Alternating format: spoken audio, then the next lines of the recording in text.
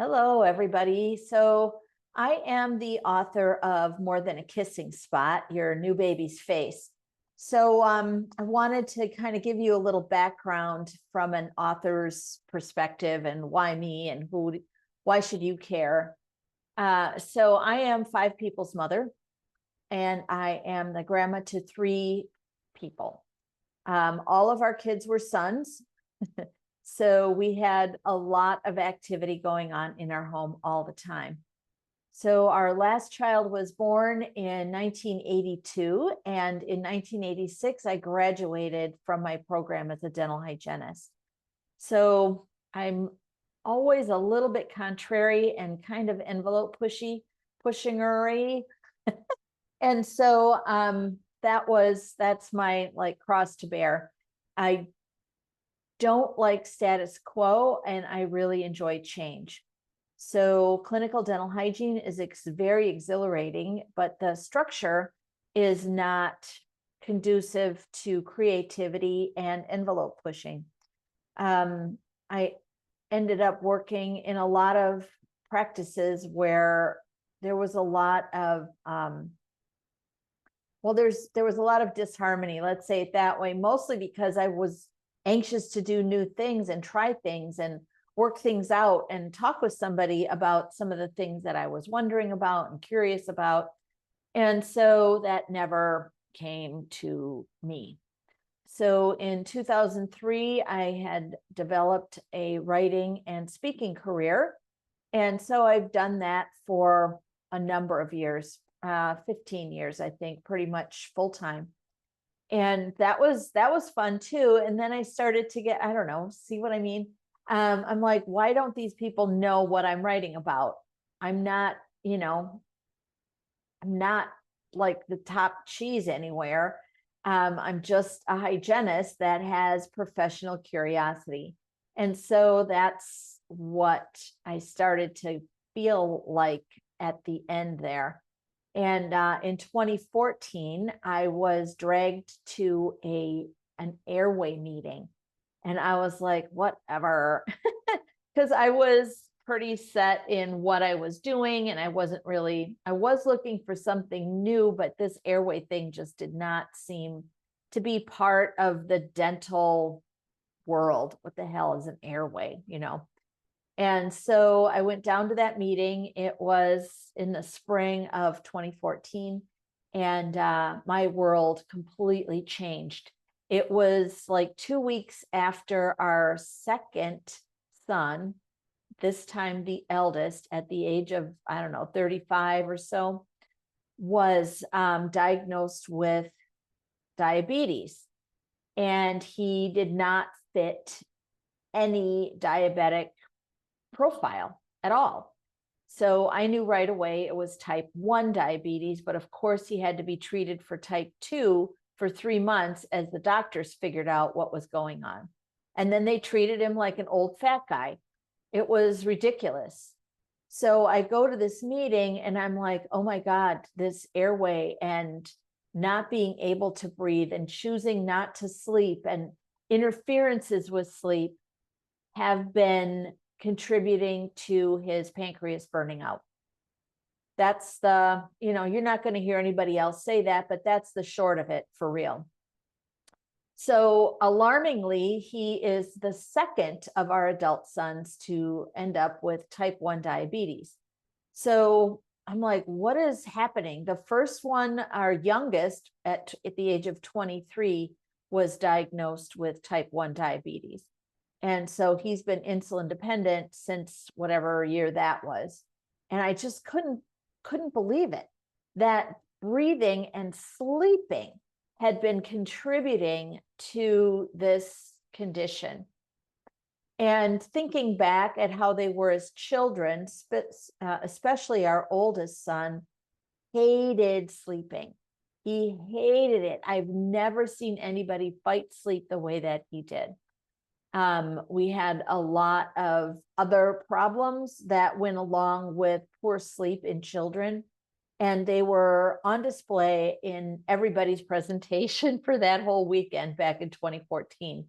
The last day we were told that, or we were taught that a dental hygienist could become an orofacial myofunctional therapist and be part of the solution for these airway and sleep dysfunction.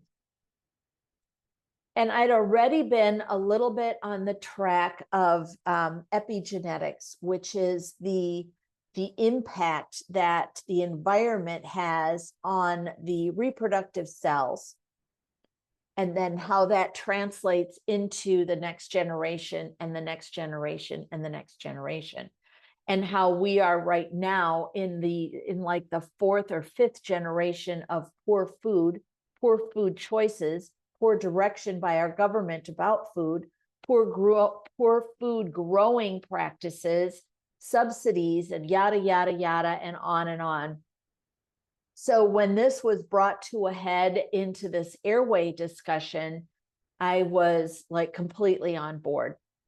I went down to visit with what turns out to be the first Darwinian dentist that I ever met, Dr. Kevin Boyd.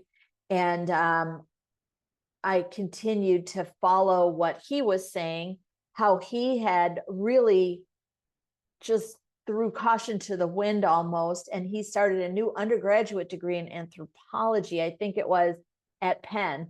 And I was like, dang, that's intense. So when they figured out that he already had a master's in human nutrition, he was already a board certified pediatric dentist. They were like, what are you doing here? So they gave him some kind of a different title at the school where he could do the research that he wanted to do. So he's been filtering this information out to us on a regular basis. He's extremely knowledgeable and exciting to listen to because he's using information from the early 1900s. And here we are, 110 years later. And we're like, yeah, this still applies. This is still true. What happened during World War II affected everybody in a very, very terrible way. It was brought to our attention again with this COVID problem, where we all had time to sit and think, and we couldn't do anything else. So we entertained ourselves with lectures and lecturers and thinkers on who had access to YouTube and were able to give us new opinions and new ways of looking at things.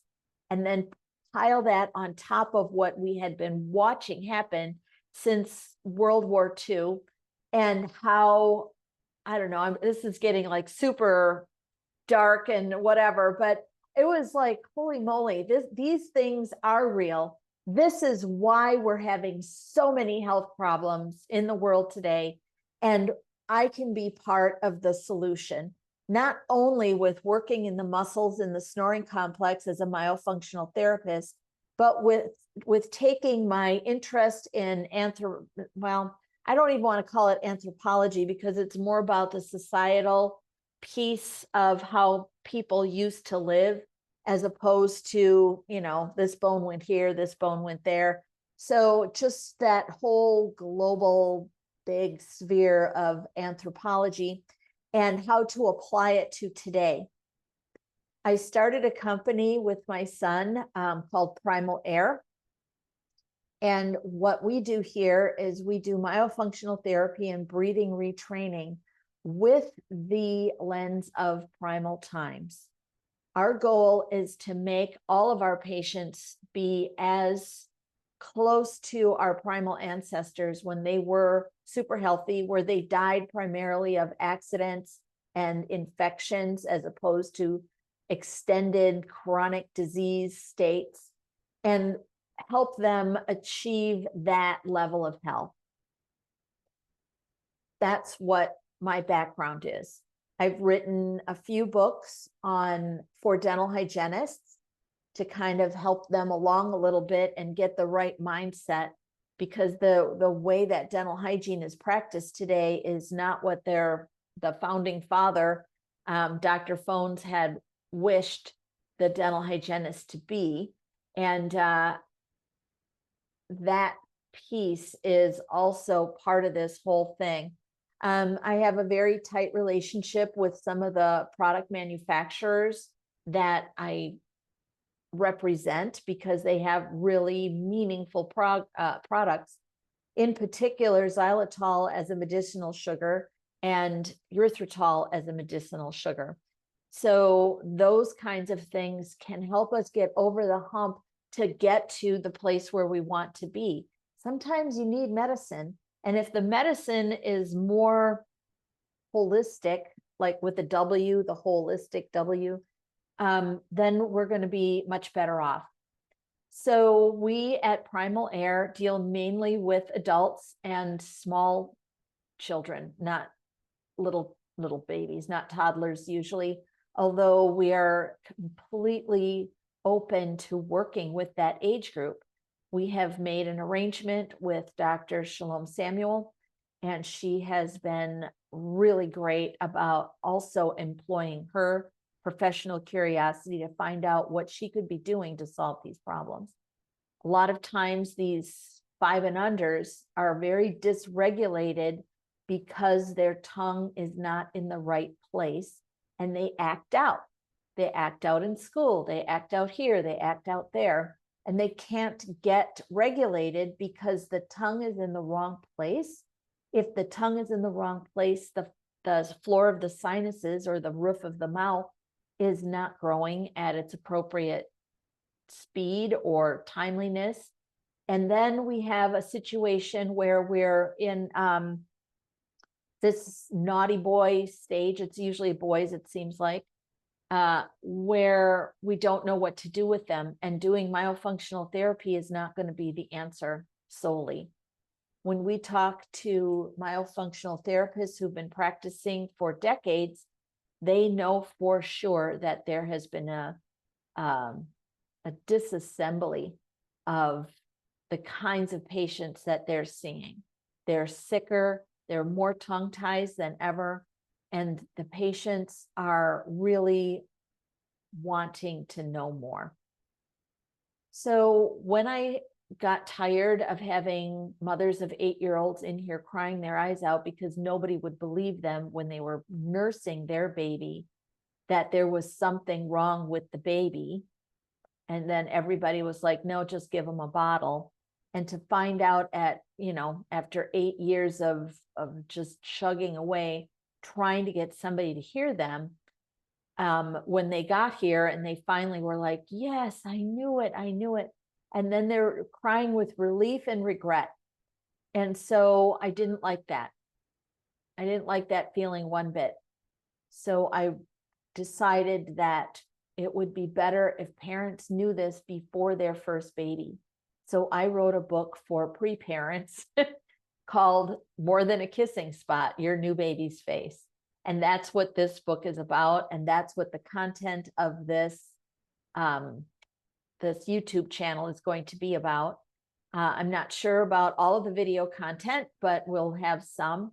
And I'll go over maybe some of the cases, some of the reasons why it's so critical to believe the mother and to understand that the mother really does know.